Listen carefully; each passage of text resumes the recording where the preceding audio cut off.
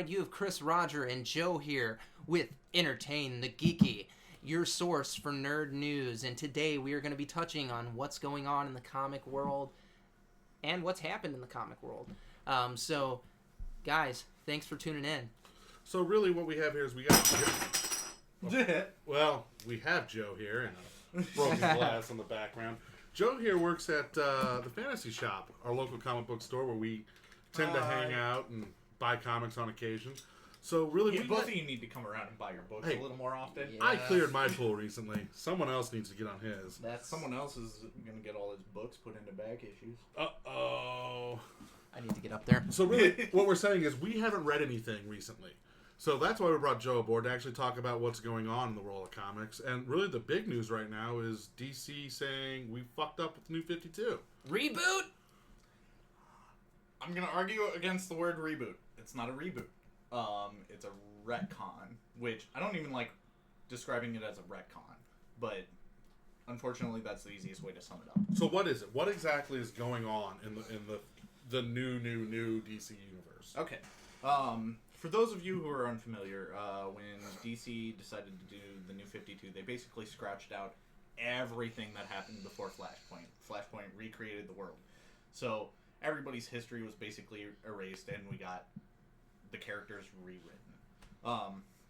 What DC Rebirth is doing is showing that was actually an orchestrated event by outside forces. And these characters weren't erased and remade so much as somebody stole time and memories from these people and remade them in their own image for whatever nefarious purposes. Jeff Johns did an amazing job writing this and bringing us back into the fold and bringing everything from post-crisis, pre-Flashpoint back into the world. So did Flashpoint happen? Yes, Flashpoint happened. Wasn't there a Identity Crisis, though? Is that the one where they basically said everything is canon? Like, not just New 52? Am I thinking the right storyline there? No, that was pre-Flashpoint as well. Okay. Yeah, Identity Crisis was the murder mystery. Okay, yeah, which the was the murder one mystery where, with the rape. Which is the one where Brainiac, because this was about a year or so ago. Oh, Convergence. Convergence, that's what it was. Thank you. Yes. So Convergence basically said everything is canon. Convergence showed that all these universes didn't disappear so much as like DC backpedaling. For various reasons. The universes has grown too large, so they were all like imploding on themselves and ending in various ways. And Brainiac was going around and collecting remnants of these various little pocket universes, and then having an all-out brawl between them for supremacy. Survival of the fittest, folks. So who won? Nobody. Parallax, especially Green the Lantern fans. won. Parallax and Green Lantern beat the shit out of Brainiac and reset everything. So how does the retcon explain to us? How is what is the deal? What is Batman now? Batman is still the Batman from New 52, but at the same time he is the pre-Flashpoint Batman. A lot of the characters are that way. Let me explain this as succinctly as I possibly can. One of the big drawbacks about New 52 that upset a lot of fans, myself included, was not only did you have a bunch of things changed, but you had a major character removed, Wally West.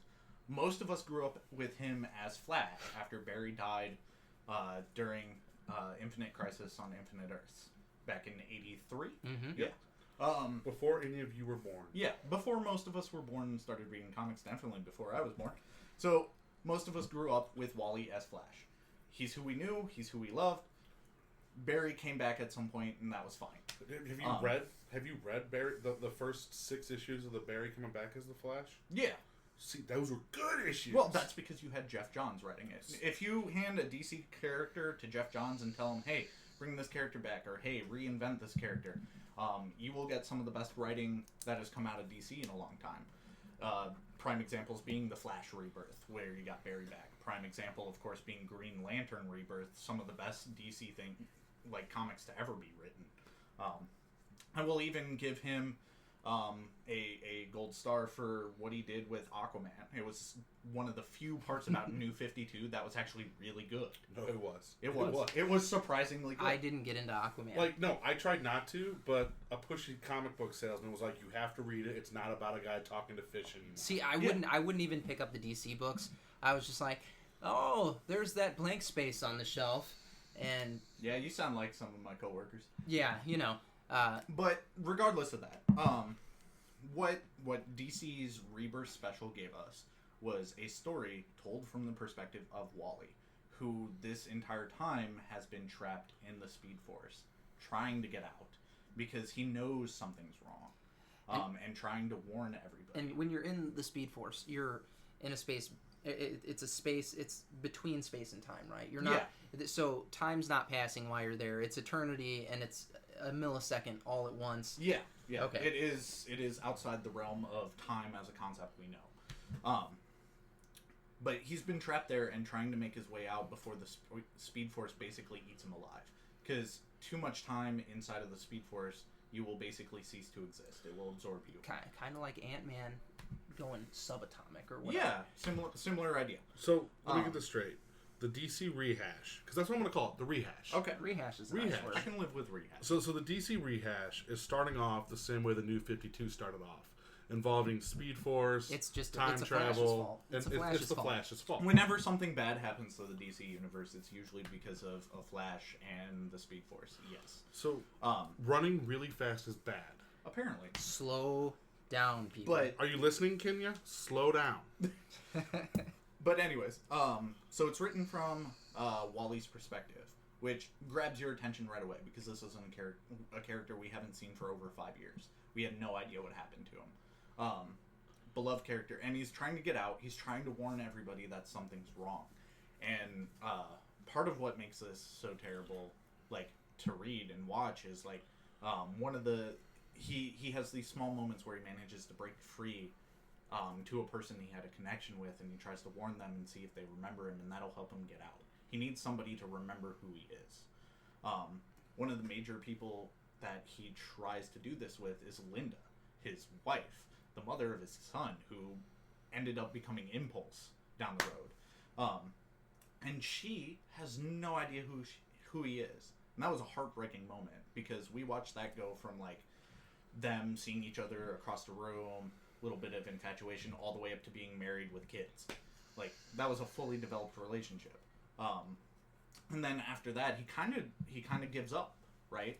And he gets one small moment outside of that where he manages to come to Barry, and Barry sees him. And instead of trying to warn, like, he still tries to warn Barry a little bit, but he's more using it to say goodbye, and that he's sorry he couldn't do better. And then Barry remembers who he is. Deep. I kind of want to cry right now. That's some deep Yeah, stuff. no, like, I fully admitted, like, I had tears reading this. This was super impactful, and Jeff Johns wrote it, and he did an amazing job. Here's where it got a little weird for some people, but in my opinion was a beautiful play, and the only person who should be pissed off about it is Alan Moore, because Alan Moore likes to be pissy. About everything. It's kind of his deal. Anyways. I'll write a rape and feel better. So what you come to find out is from Wally, after he manages to escape the Speed Force because of Barry, that like something has been terribly wrong with the universe. Somebody rewrote these characters' lives for their own amusement, for some nefarious purpose. We're not sure. And you get a couple glimpses of things that happen to a couple other characters, and then who the ultimate, like, hand is here. One of your first big clues is you see Pandora, a character from way back in the day, mumbling to herself in an alley, and then she explodes. Perfect. In a bright flash of blue light. And it was very reminiscent of a character that DC owns, but has never been directly part of the DC universe. A character, if you would recall, had a weird mask that would change faces. Because it's like psychological papers. No. See where I'm going with this? They did I not. have no idea who that guy is. Rorschach. I From obviously. Watchmen. But Obviously. is he main now? Huh? Is he main? That's the thing. They have brought Watchmen into the fold. Oh, wow. Because New 52 is all the cause of Dr. Manhattan screwing around. Damn! Wait, hold on. That's fun. I instantly want to hate it, but I can't formulate why. A lot of people felt that way. I've had that discussion a lot with people. I love it. There's a it. conversation Jason reminded me of between Dr. Manhattan and Oz back in the day about if we controlled little people, right? Like if we had our own universe to play with, basically acting God. Like it feels like Jeff Johns took that conversation and ran with it, and he managed to retcon the universe, and he made it all the fault of this super powered being nobody has any idea what to do with. Most of them don't even know who it is yet. Actually, pretty much every single one of them.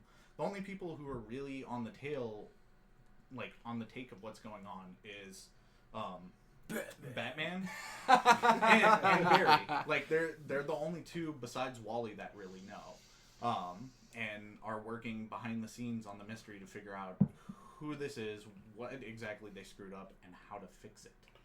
Now I just want to go back and reread Watchmen before it gets all fucked up. Yeah. I mean, if you haven't read Watchmen, do it. And if you didn't read DC's Rebirth Special #1, you messed up. Get a copy. It's 80 pages of pure bliss. No ads except for in the back. Boom. But Manhattan. Yeah. Yeah, Manhattan. I'm about that. I know why Alan Moore's pissed now. Alan Moore's pissed because they can do whatever they want with those characters. They can. Because they own it. But should they? Yeah. Yeah. Yes. To be able to pull something off super epic like this, I'm not going to argue against it. It comes down to how it will pan out in the end. Why?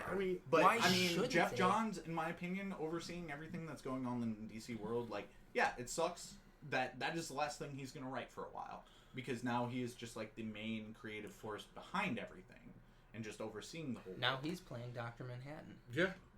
But now we're seeing all the characters like slowly come to that same realization that something is screwed up. What's interesting about this Wonder though, Woman last week or the week before, I think it was last week. No, 2 weeks ago now.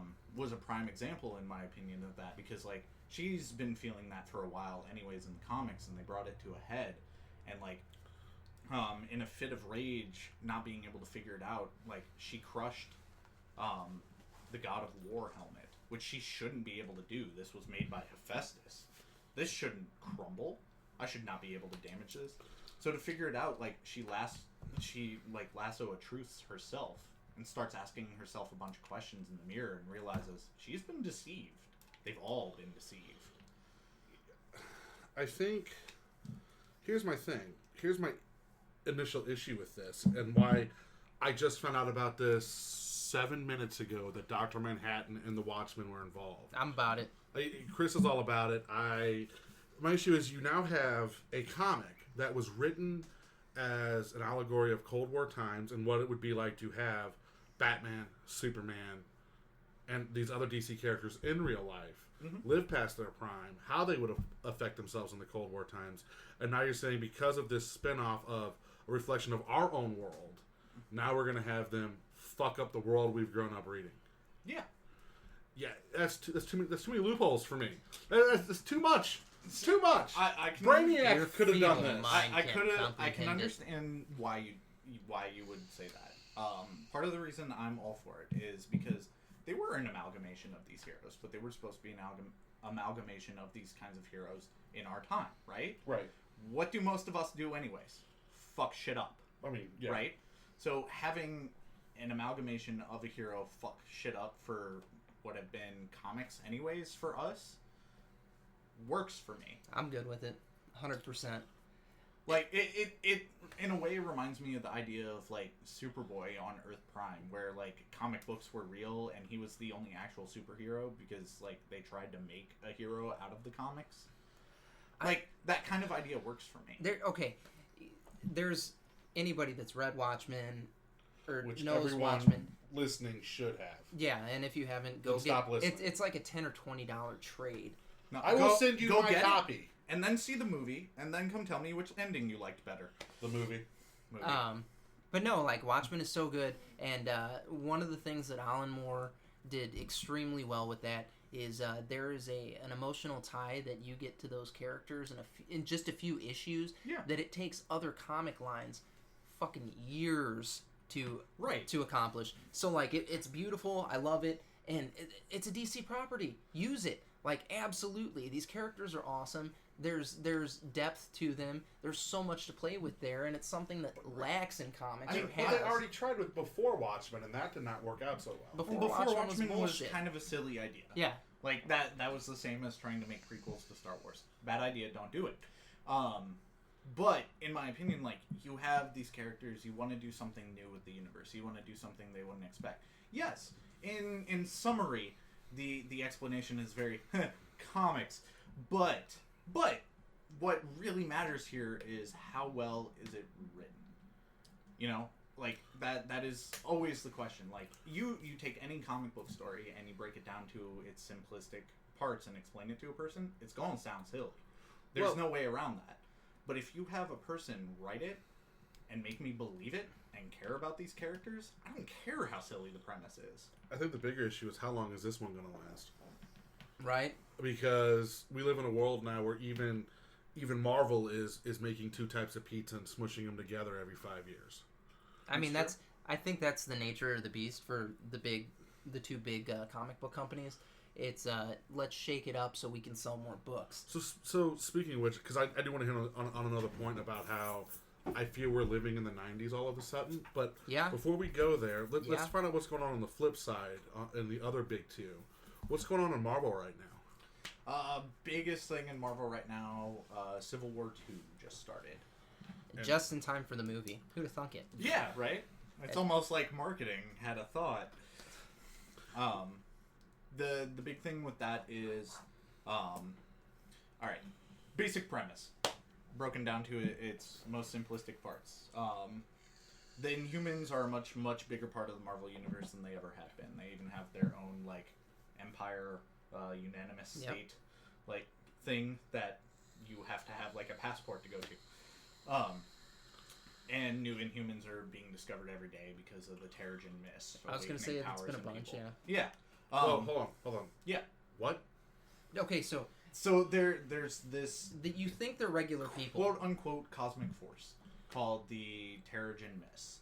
And when it comes across a person who has that long-lost inhuman alien DNA that's residing in them but hasn't developed in any way, it causes a chain reaction in that person, and then they develop powers.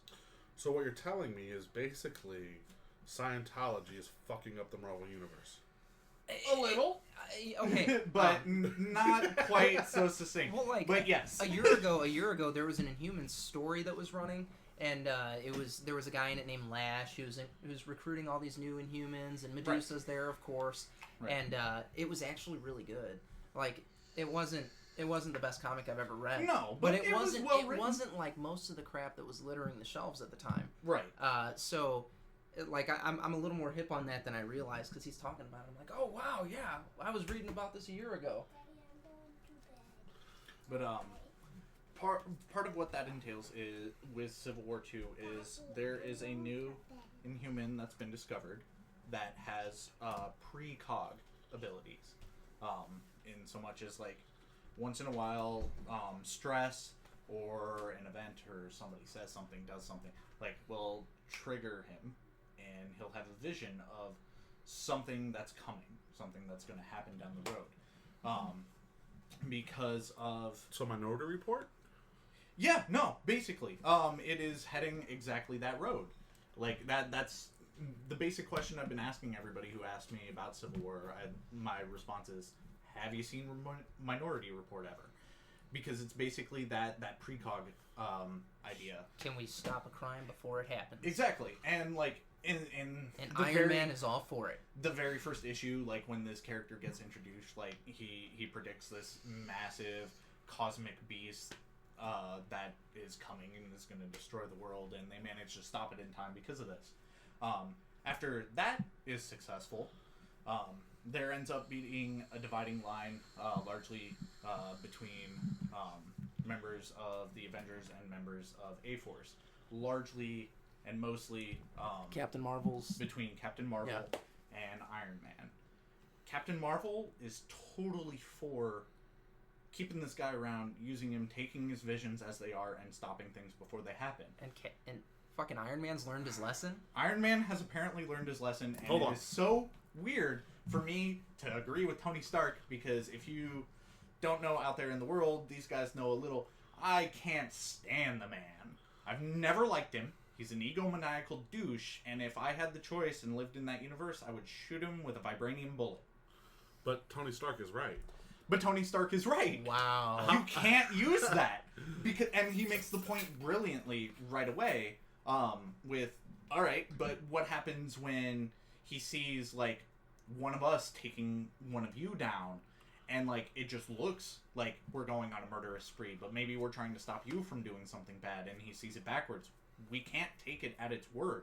We don't know the finer details, and this actually comes to a head really fast because the one of the issues ends with him having a vision of like the Hulk killing a couple of the Avengers. We don't know why. And the Hulk has been known to do that from time to I time. mean, Right. which Hulk is it? It is Banner. Okay, so we don't have Mr. Green or Dr. Green anymore. Yeah, it's Banner specifically in Okay. Civil War 2. Civil War 2 is kind of its own thing going on outside of the mainline universe. Wow. Because in the mainline universe, Hulk is Amadeus Cho right now. Yeah. We actually have no idea where Banner is. Perfect. Apparently fighting Civil War too. Apparently. How does this affect? So is this going to affect and cross over to main Marvel lines? Do we know, or I'm not 100% sure. I know a bunch of the, and actually most of the Marvel books at some point are going to have 1 or 2 issues that are tie-ins to Civil War. So I'm not sure how exactly it's affecting the Marvel world. It's a little too early to be able to tell. We've only had a couple of the tie-ins come out. so maybe Marvel has finally learned its lesson about big crossovers and it made them their own storyline? Maybe that's what it appears so far. I'm okay with getting good one-off stories. So too. far, Yeah. what works really well for me is if you ever read the original Civil War stuff when it was going on, if you read just those 7 issues, like the mainline 7 issues, it's terrible. It's Yeah, not that good. No, it's not. Like The tie-ins you did make need that. to read the tie-ins to make it a good story. This one, the tie-ins don't really matter. Well, Like so far, like they're supplemental, but the mainline 8 issues, 9 if you count issue 0, like are a solid story by themselves. Nice. You don't need the outside stuff. but every crossover they've done up until this point, you did need the side stuff. Fear itself was the same Yeah, way. no, Fear Now, itself. Fear itself definitely was. Siege, Siege you was, needed it. Siege needed it. The little bit Edge Secret of the Wars. Spider-Verse. Yeah, Secret Wars, Edge of the Spider-Verse, you absolutely needed every tie. Every tie-in made the story. Otherwise, it would not have made sense.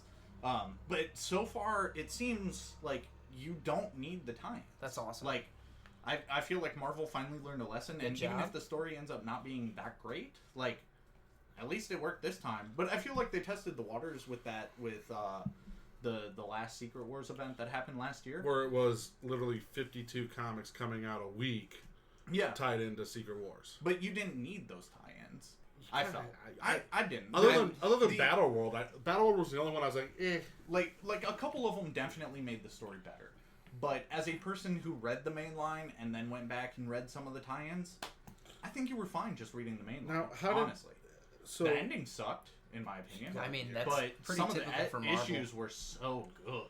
I mean, Like one of the best issues, I forget who was writing it, but one of the best issues was like issue 5, and most of it was just the what's his name, farting.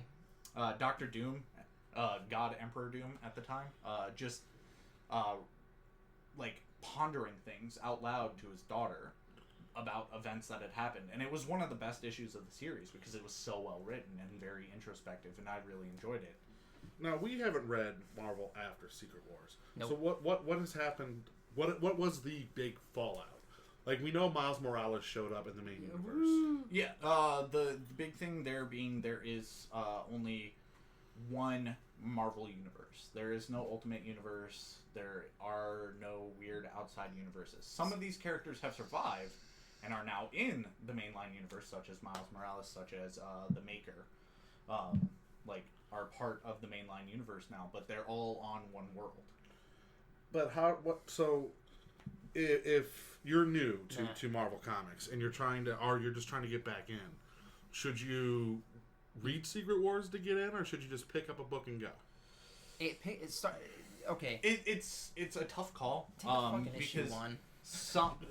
I would suggest, honestly, at least debriefing yourself on Secret Wars before jumping in.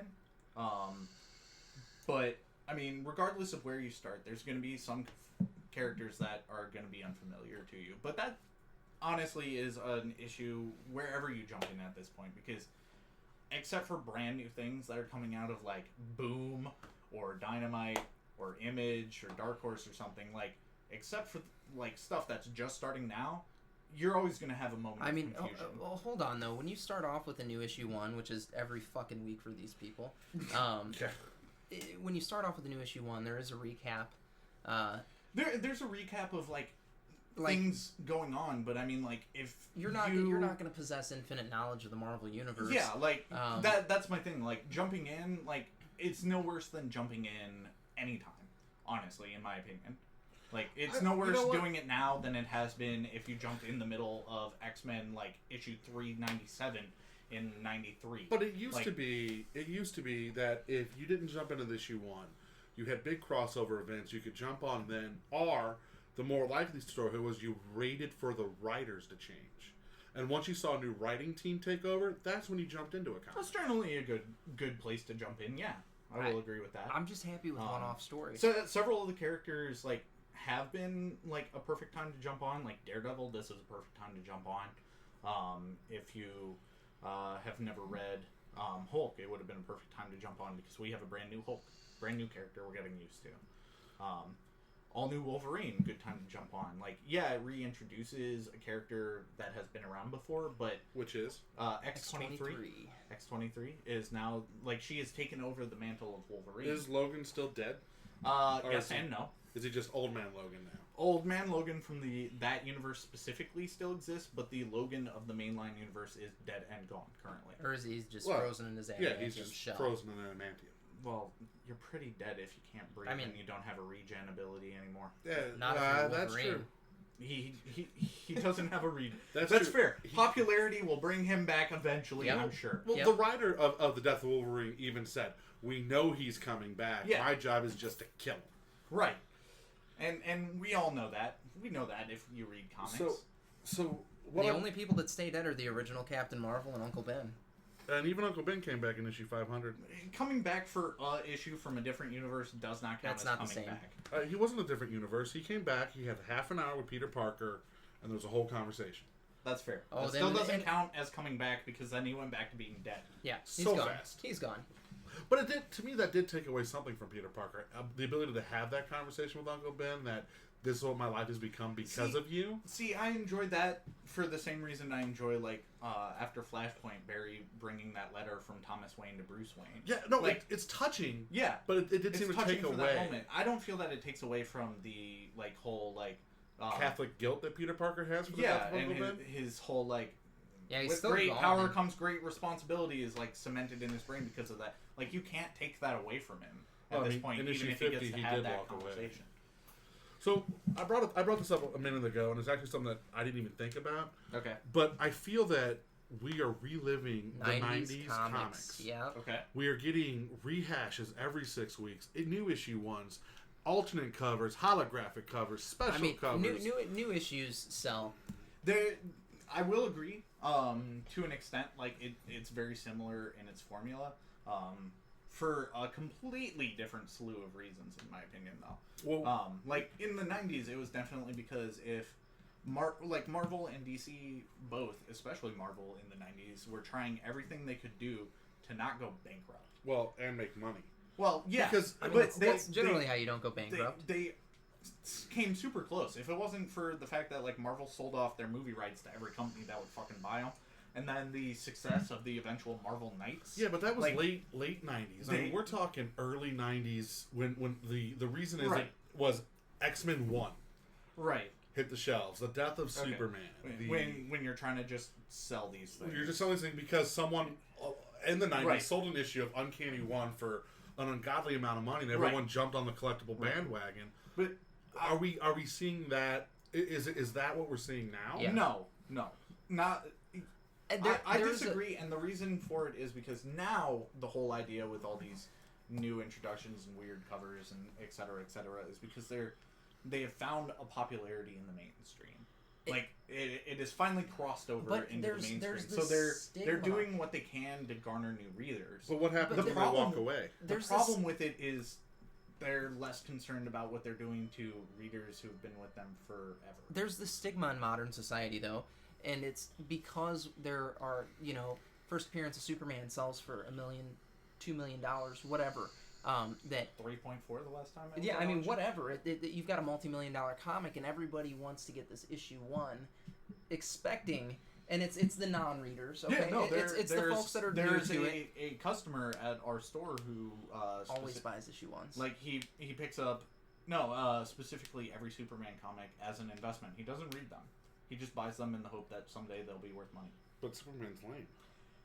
Don't get me started. No, but But he could kill Batman. he could. You But stop that. we'll go to that in a second. I feel though that the big two, because we can agree that Dark Horse, Image, and all the other little comic prints out there are actually doing a good job and have great stories. And Yeah. if you guys are only reading the big two, No, my jump. Yeah, my you personal suck. favorite right now is Boom. Boom has been shining a light for like the past 3 years. I was They gonna just say, keep pumping out good even and better stuff.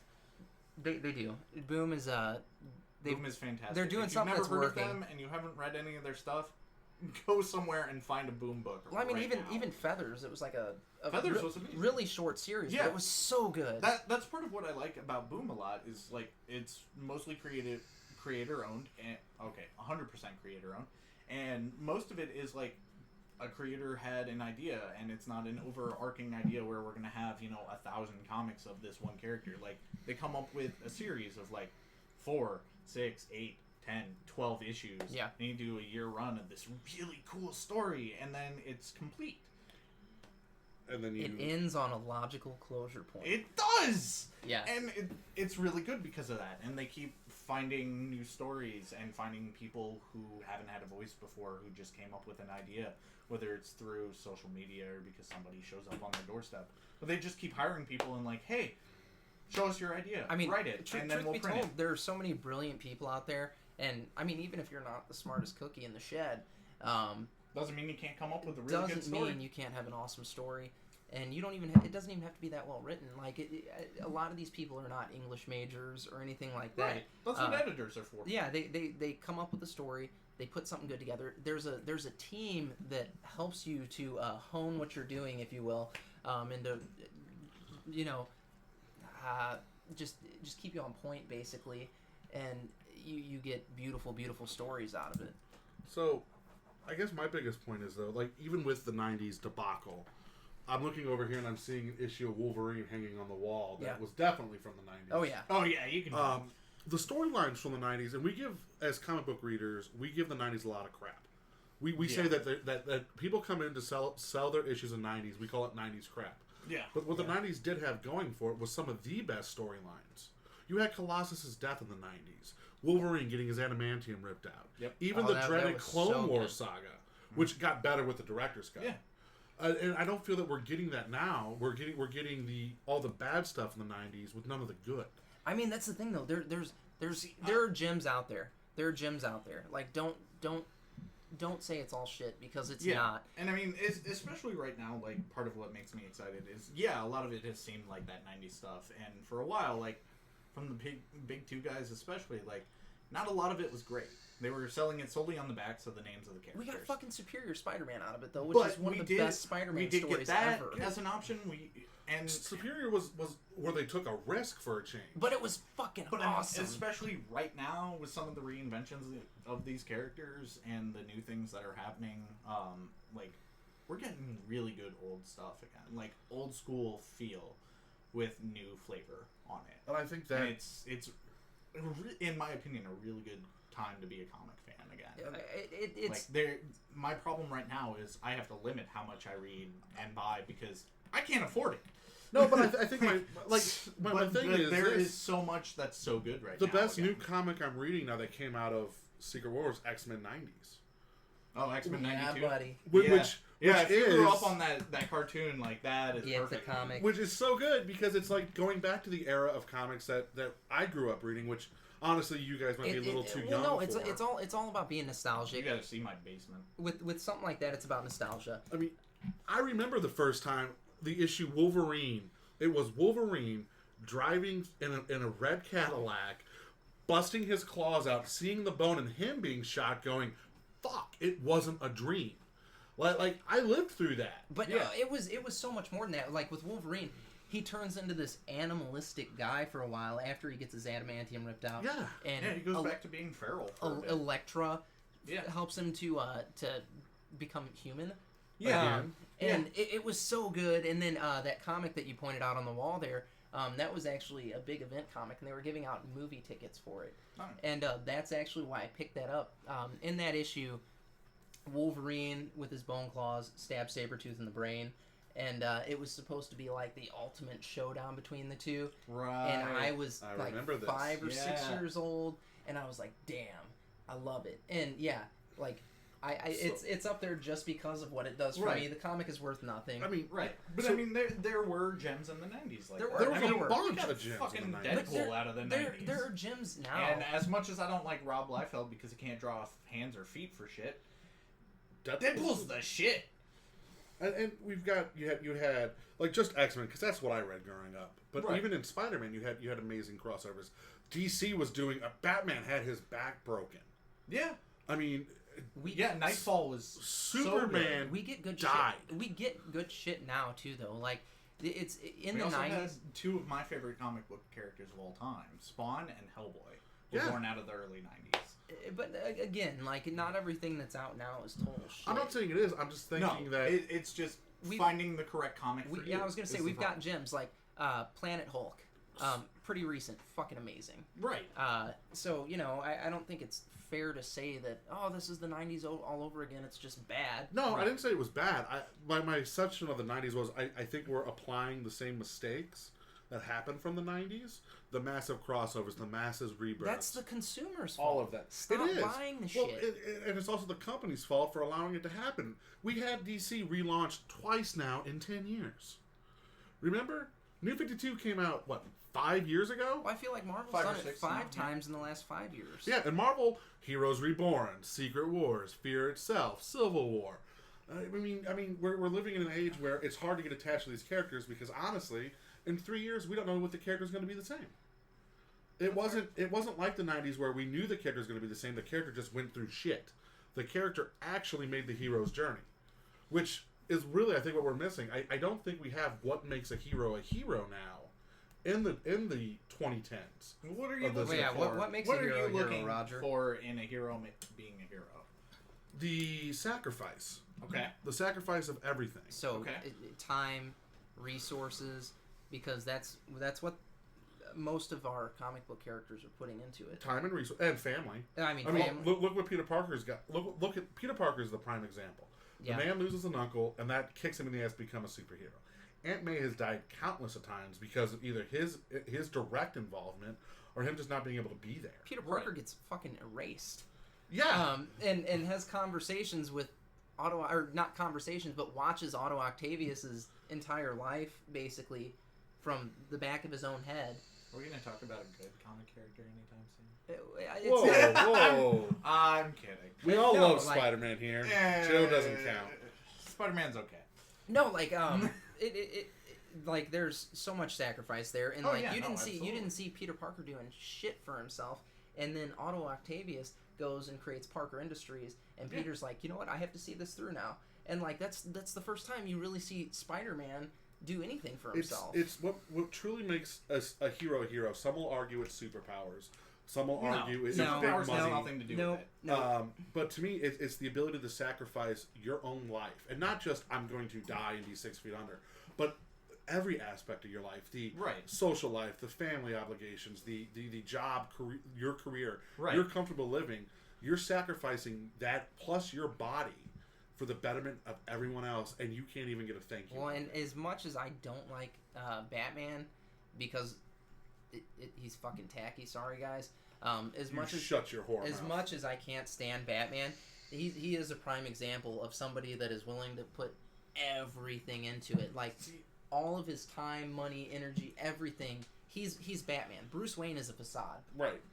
So like everything that he has is poured into that, and it's he's just trying to do the right thing. Right. And it's good. He's not trying to save the world. Honestly, he's just his city. If you're going to talk about DC heroes, my prime example for exactly what Roger described, sacrificing what people think about you, your family, your time, your body, everything, right? My prime example, Aquaman. Interesting. Let me explain why. All right. This is very succinctly summed up in both Jeff Johns' run with the New 52 and then in his Rebirth Special #1, which came out a couple weeks ago. Aquaman is a king of the Atlanteans, right? A title he never wanted. A title he only took because he had to. He sacrifices everything that he cares about to keep the surface world safe and keep the realm of Atlantis at peace. This includes his own people don't like him. A bunch of them constantly run terror threats trying to destroy the surface world because they think they're better because they own 2/3 of the world. You mean they're supremacists? I mean, they're Nazis. They don't like surface dwellers. And then everybody on the surface that he sacrifices for thinks he's a fucking joke that talks to fish. Well, he is. He doesn't talk to fish. He does talk to fish, though. No. He's empathetic to fish. I understand how you feel. Like he can read their emotions. Don't bite the hooks. He can't talk Listen to them to though. He can't talk to them because they're fish. They don't have a highly developed enough brain to have a fucking conversation. But feelings are okay. These fucking PETA people are gonna feelings go are nuts baser. right now. But does he have a couch that he brings around to the COD for them to lay on so we can discuss their issues? No, not ever. I'm just curious. He's No. fish therapist, But- Aquaman. But he sacrifices everything, and nobody likes him. Nobody thinks.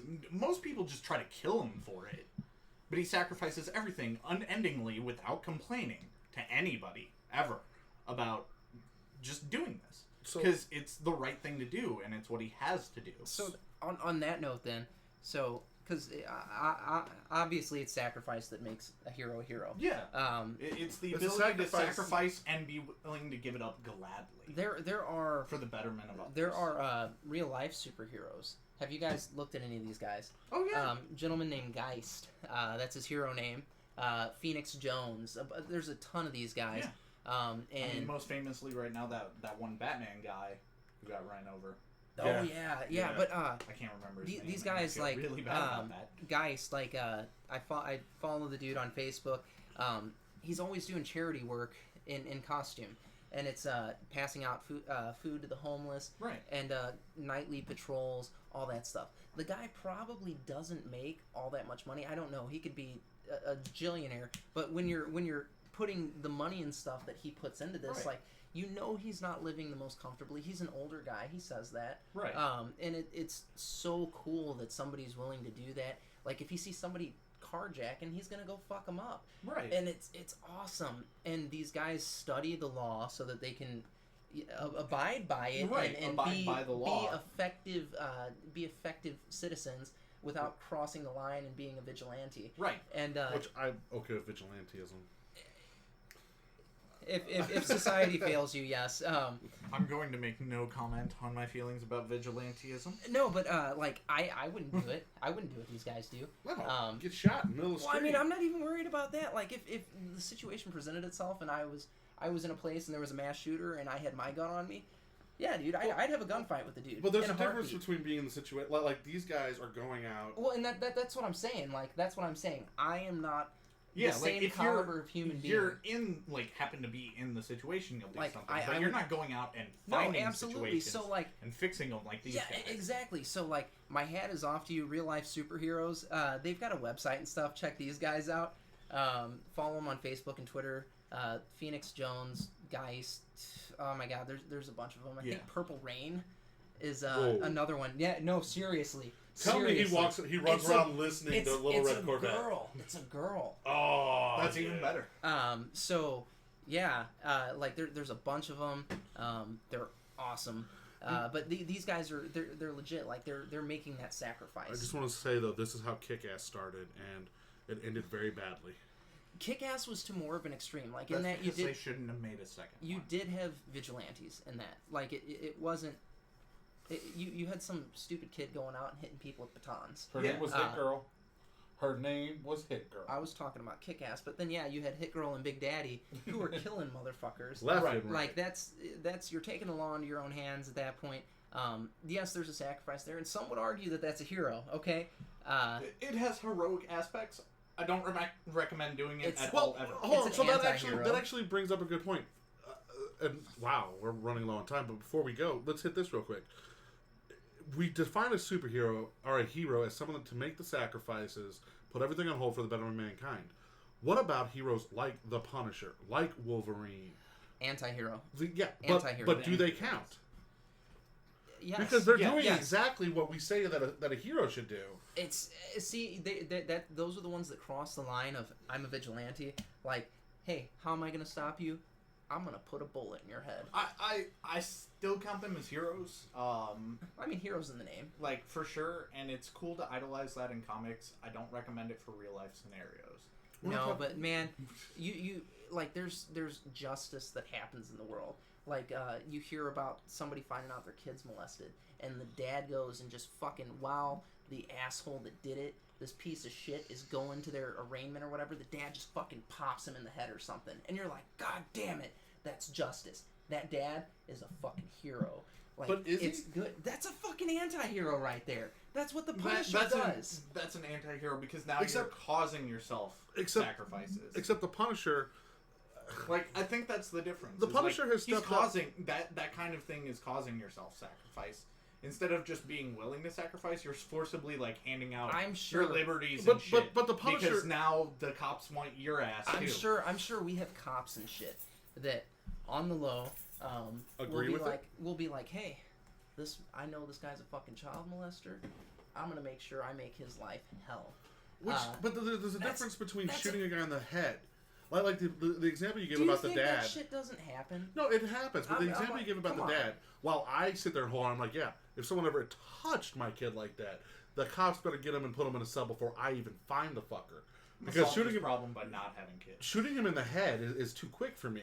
But at the same token, where the Punisher being the guy that will put a bullet in your head, it's not I put him a bullet in head because I think you're guilty. It's these guys have had their time in court and the law has failed to deliver justice. Okay, is that an individual's place to decide? What? No. Like society, the court system, that is society, or a representative of society.